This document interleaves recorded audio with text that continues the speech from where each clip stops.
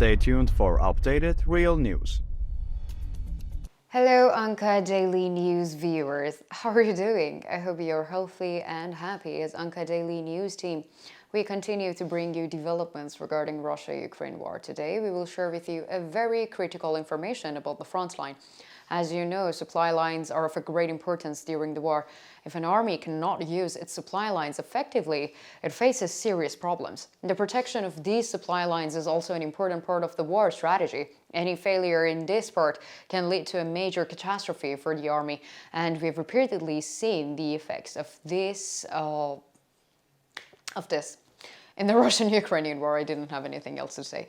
But the Russian army has to carry out constant resupply activities in the territories that it occupied. And since these territories belong to Ukraine, the Ukrainian armed forces left nothing for the Russian army when they retreated. And the Russian army can succeed as long as it constantly supported. However, Ukrainian saboteurs carry out highly effective operations, leaving the Russian army in a difficult situation. Recently, a critical sabotage attack was carried out against an important railway line. So what are the details of this attack and the latest developments? Let's take a look together. Before moving on to our report, I would like to make a small reminder.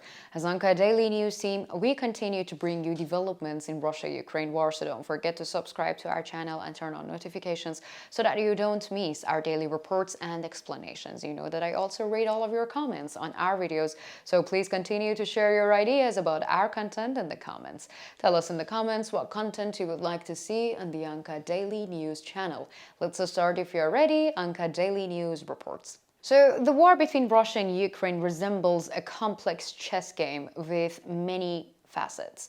The Russian military started the conflict by claiming superiority over Ukraine in all areas.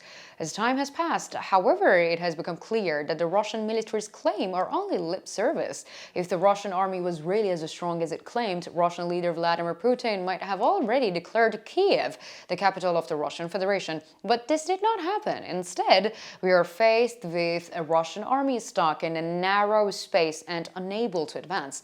And this is now self-evident. Nevertheless, Russian propaganda units continue to claim that the Russian armed forces are successful using different methods. But why are they really doing this? I will answer to this question later in this report, but let us now focus on the operation to destroy the supply trains of the Russian army. Recently, the Russian people woke up in the morning to a huge cloud of smoke. Initially, the source of this smoke could not be identified. However, the smoke was quite close to the city. All Russian citizens began to wonder about the source of the smoke, especially near Moscow. Such a thick layer of smoke had not been seen for a long time, and this situation created fear and panic among the people. Moreover, there was no explanation from the authorities. However, local sources quickly mobilized to find out the details of this incident, and it soon became clear that the source of the smoke was a train locomotive.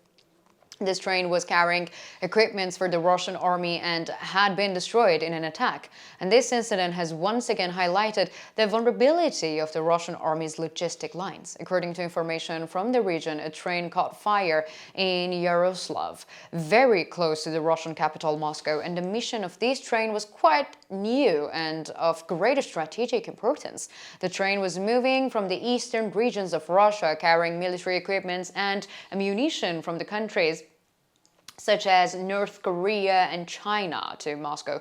Once in Moscow, these munitions would be sent to the front line, and this train played a critical logistical role for the Russian armed forces. However, people who had not lost sight of the free world were mobilized and decided to stop this train from reaching Moscow in order to prevent Russian aggression in Ukraine. So, according to reports, during the night, saboteurs infiltrated the rail line and sabotaged the rail cabins. But this sabotage caused a huge fire in the locomotive of the train, and according to information received from the region, the locomotive of this train, which was carrying ammunition for the Russian army, was destroyed. There is also information that some of the ammunition has been burned, but no precise information has yet been received. While official Russian sources remained silent about this incident, unofficial Russian sources were outraged, and the question, where was the Russian intelligence, echoed everywhere. again. All unofficial Russian sources questioned how such a sabotage could not have been prevented. Such an incident in Yaroslav, a logistically critical crossroad for the Russian army, was considered a major disaster for the Russian army. And after the sabotage, a large-scale investigation was launched in the region. While the security of the railway line was increased, the authorities were working hard to track down the saboteurs, and it was a matter of curiosity how the Russian army would be affected by this incident and to what extent the flow of ammunition would be disturbed. So the effects of the sabotage were considered a major blow, not only in terms of logistics, but also in terms of moral and security. This incident once again exposed Russia's internal security and intelligence weaknesses, and there was also speculation about the identity and motivation of these saboteurs.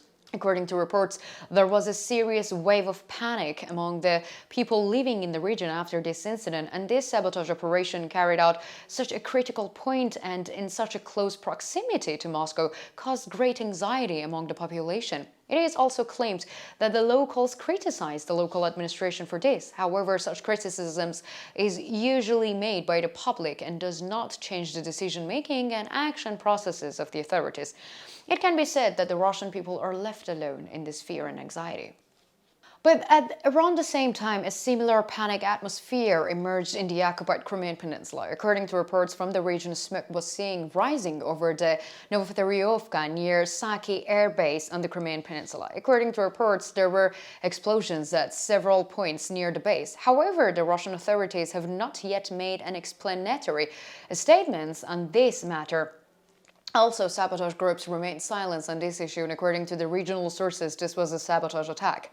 However, the Russian government is keeping the details of this incident under wraps in order to allay security concerns in the region and to prevent any damage to Russia's legitimacy. By remaining silent, the saboteurs are waging a psychological war against the Russian military. But I want to know, what do you think? If sabotage activities in Russia increases, how will this affect Russia's internal security policies? And what are the potential effects of such sabotage activities on Russia's economic infrastructure? What impact might these acts of sabotage have on moral and motivation of the Russian military?